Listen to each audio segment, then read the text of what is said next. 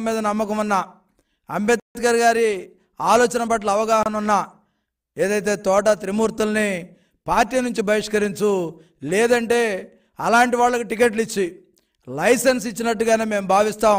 దళితుల యొక్క మాన ప్రాణాలకు రక్షణ లేదు జగన్మోహన్ రెడ్డి పరిపాలనలో అనేది రుజువైంది. ఎందుకంటే దాదాపుగా 185 మంది దళితుల మీద ఈరోజు అనేక హత్యలు కానీ అత్యాచారాలు కానీ ఈ యొక్క ఇలాకాలో జరిగాయి. బీహార్ కన్నా దారుణంగా ఈ రాష్ట్రంలో దళితుల మీద దాడులు జరిగాయనే విషయం జగన్మోహన్ రెడ్డికి తెలుసు.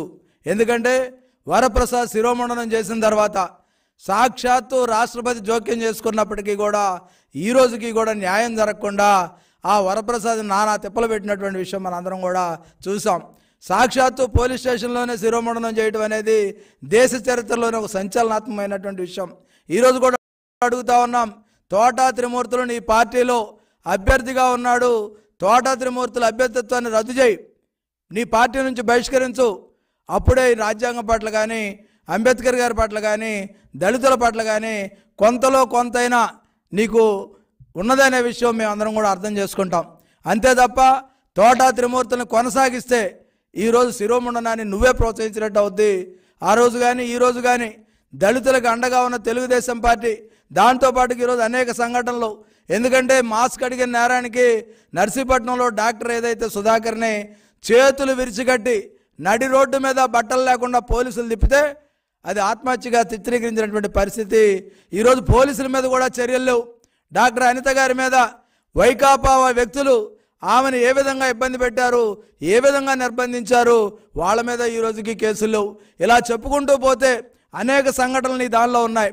ఈరోజు మా డిమాండ్ ఒకటే, తోట త్రిమూర్తులే కాదు అనంతబాబుకు కూడా నువ్వు లైసెన్స్ ఇచ్చి పిల్లి అనంతబాబు ఏదైతే అనంతబాబు ఉన్నాడో అనంతబాబుని ఎమ్మెల్సీ డోర్ డెలివరీ చేసి వీధి సుబ్రహ్మణ్యాన్ని ఏ విధంగా హత్య చేసి డోర్ డెలివరీ చేశారంటే నీ రాజ్యంలో నీ పాలనలో దళితులు ఏ విధంగా బ్రతుకుతా ఉన్నారు, దళితుల ప్రాణాలకు ఏ విధంగా విలువ లేకుండా పోయింది అనేది మనందరం కూడా అర్థం చేసుకోవాలి. దళితులందరం ఒకటే కోరుతా ఉన్నా, శిరోముండనం చేసినటువంటి తోట త్రిమూర్తులు, అదేవిధంగా అనంతబాబు హత్య చేసినటువంటి సుబ్రహ్మణ్యం, వీళ్ళందరే కాకుండా వరప్రసాద్ శిరోముండనం, డాక్టర్ అనితారాణి, అదేవిధంగా డాక్టర్ ఎవరైతే అచ్చెన్న ఉన్నారో ఇలాంటి వాళ్ళ హత్యలన్నీ కూడా జగన్మోహన్ రెడ్డి ఈ ప్రభుత్వం చేసిన హత్యలుగానే భావించాలి. దళితుల పట్ల జగన్మోహన్ రెడ్డి వైఖరి మొదటి నుంచి ఈ విధంగానే ఉంది.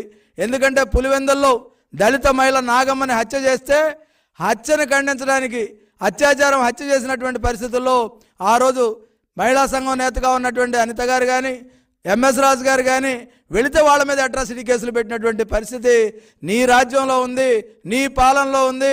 ఒకటే అడుగుతున్నాం, నీకు ఎట్టి పరిస్థితుల్లో నమ్మకం లేదు. ఎందుకంటే అంబేద్కర్ గారి మీద కానీ ఆయన రచించిన రాజ్యాంగం మీద కానీ నీకు గౌరవం లేదనేది అనేక సంఘటనలు చెప్తా ఉన్నాయి.